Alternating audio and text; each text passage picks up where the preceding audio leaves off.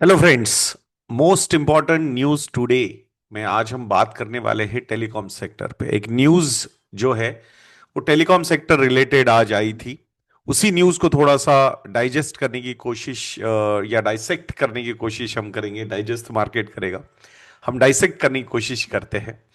सो telecom sector के बारे में ये न्यूज है, और न्यूज ये थी कि telcos could ring in record $35 billion in revenues this physical, ऐसा उन्होंने बोला था। मतलब जो टेलीकॉम कंपनीज है इस साल जो है वो $35 बिलियन का रेवेन्यू टारगेट हिट कर सकती है। मतलब रुपीस टर्म में उसको अगर हम कन्वर्ट करते हैं, so that particular number would be around 3.12 lakh crore rupees. इतना ये रेवेन्यू रहेगा, एंड प्रॉफिटेबिलिटी जो है वो अनप्रेसिडेंटेड नजर आ रही है इन दिस पर्टिकुलर सेक्टर। अगर कोविड के पहले के ईयर के हम बात करते हैं, FY19 के हम अगर बात करते हैं, सो इन दैट पर्टिकुलर ईयर जो सेक्टर के रेवेन्यूज थे वो $15 बिलियन तक गिर चुके थे।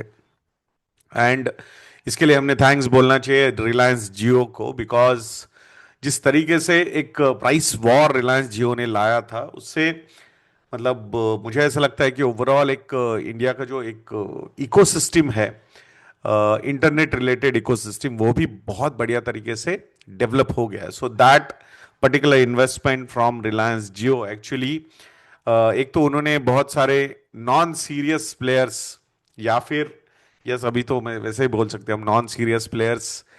नॉन सीरियस इसलिए बोल रहा हूं मैं क्योंकि not so seriously they manage there finances, and that's why non serious players को इन अ वे वाइप आउट किया गया।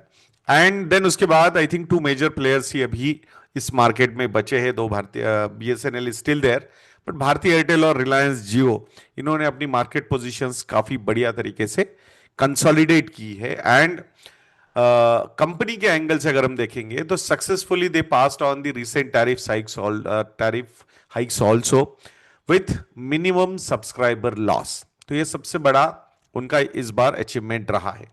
तो इस फाइनेंशियल ईयर में जहां पे $35 बिलियन का ये रेवेन्यू टच कर सकते हैं, वहां पे कुछ प्रेडिक्शंस आने वाले सालों के भी आए हैं। FY27 में this particular number could be at around $39 billion.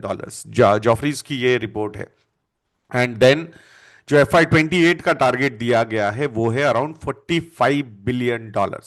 So projected CAGR growth अगर हम देखते हैं रेवेन्यू में from FY26 to FY28, so that particular number would be around 14% CAGR।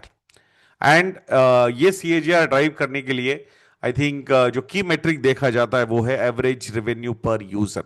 So overall industry की अगर हम बात यहां पे करते हैं, सो 200 का ये नंबर क्रॉस हो रहा है अगर हम सिर्फ और सिर्फ रिलायंस जियो एंड एयरटेल की बात करते हैं। सो रिलायंस जियो का जो average revenue per user per month है वो है अराउंड ₹211। Q2 FY26 के नंबर्स मैं आपको बता रहा हूं। और अगर हम यहाँ पे एयरटेल की बात करते हैं, so that particular number is at ₹256 का एवरेज रेवेन्यू पर यूजर है पर मंथ। तो बहुत ही सक्सेसफुली उन्होंने ये टैरिफ हाइक्स पास ऑन किए हैं, और अब ऐसा लगता है कि सस्टेनेबल लेवल पे ये प्रॉफिटेबिलिटी रहेगी। जो इस फिजिकल के FY26 के जो नंबर्स है overall industry wise, ARPU would be around ₹215, 215। And by FY28 this ARPU number could rise up to 266 per month, ARPU average revenue per user. तो अगर ये ओवरऑल चीजें हम देखते हैं तो एक कंसिस्टेंट प्रॉफिटेबिलिटी जो है वो यहां पे टेलीकॉम इंडस्ट्री में नजर आ रही है। Will there be no challenges? I think ये एक सेक्टर ऐसा है जिसमें रेगुलेटरी रिस्क ना बहुत ज्यादा होती है। अभी ऐसा लग रहा है कि I think government also wants कि ठीक है, वो देर आर डिस्कशंस, इंडिकेशंस कि नहीं नहीं, दो प्लेयर्स के साथ नहीं रहना चाहिए, तीसरा प्लेयर भी होना चाहिए, and that's why they are trying to save Vodafone. अब वो सही में सेव कर पाते हैं या फिर आगे जाके हु नोज, वोडाफोन का मर्जर BSNL में हो जाता है क्या, वोडाफोन में कोई तीसरा प्राइवेट इक्विटी प्लेयर आके इन्वेस्ट करेगा क्या, will that particular thing create another price war? I think chances बहुत कम लगते हैं, बिकॉज अभी जिस तरीके की प्रॉफिटेबिलिटी ये टेलीकॉम कंपनीज जनरेट कर रही है, अगर प्राइस वॉर के लिए कोई तीसरा आता है तो it is going to be very difficult for the third player to again start the price war. So most probably ऐसा लगता है कि I think from the affordability angle third player रह सकता है BSNL, and we will not be surprised कि अगर Vodafone का ही मर्जर बीएसएनएल में हो जाएगा. So that could be a possibility. So but जो इन्वेस्टमेंट्स है, टेक्नोलॉजी में इन्वेस्टमेंट्स, इंफ्रास्ट्रक्चर में जो इन्वेस्टमेंट्स चाहिए, उसके लिए अगर कोई दो प्लेयर्स प्रिपेयर्ड है तो वो है Bharti Airtel and Reliance Jio.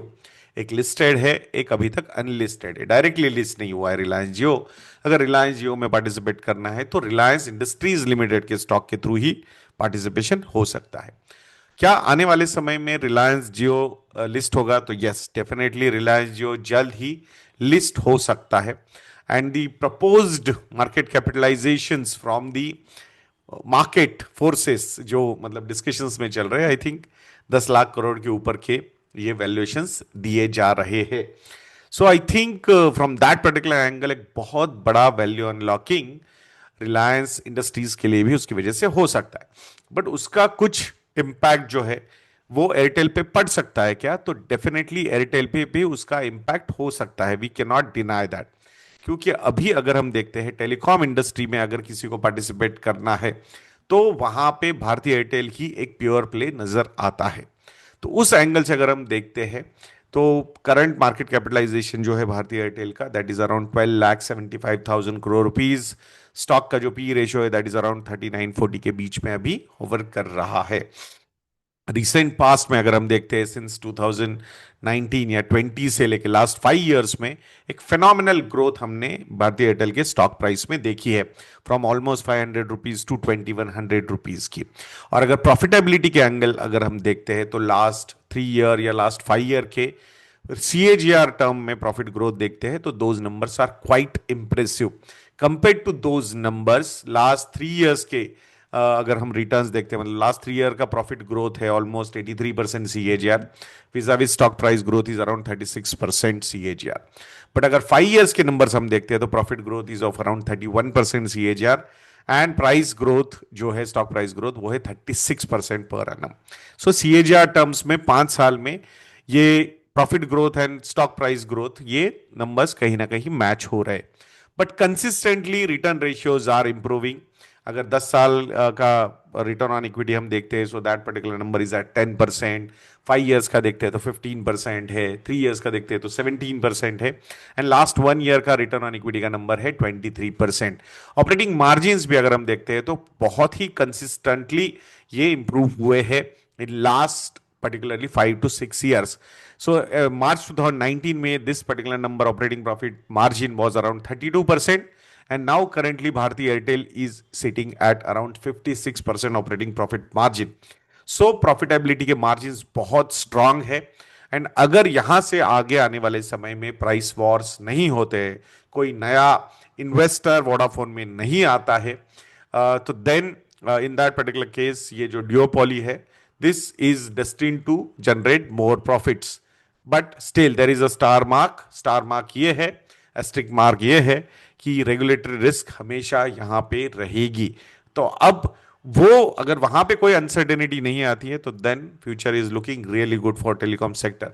But अगर रेगुलेटरी एंगल से कुछ हिकअप्स आते हैं सो देन अगेन थोड़ा बहुत इनकंसिस्टेंसी जो है प्रॉफिट्स में वो फिर से एक बार दिख सकता है. सो वो एक रिस्क आप लोगों ने समझ के ही यहाँ पे इन्वेस्टमेंट कॉल्स लेने चाहिए. आशा करता हूं कि आज की भी न्यूज आप लोगों को अच्छी लगी होगी दोस्तों. और अगर आप लोगों को लगता है कि हम अच्छा काम करते हैं तो investor.in को विजिट करना बिल्कुल मत भूलिएगा. और हमारे रिसर्च प्रोडक्ट्स, मॉडल पोर्टफोलियोज हो या स्टॉकोमीटर प्लस हो या फिर फंडोमीटर प्लस, इसको सब्सक्राइब करना बिल्कुल मत भूलिएगा. investor.in. और वीडियो अगर अच्छा लगा है तो लाइक जरूर कीजिएगा. नेक्स्ट वीडियो तक के लिए आज्ञा दीजिए दोस्तों. जय हिंद.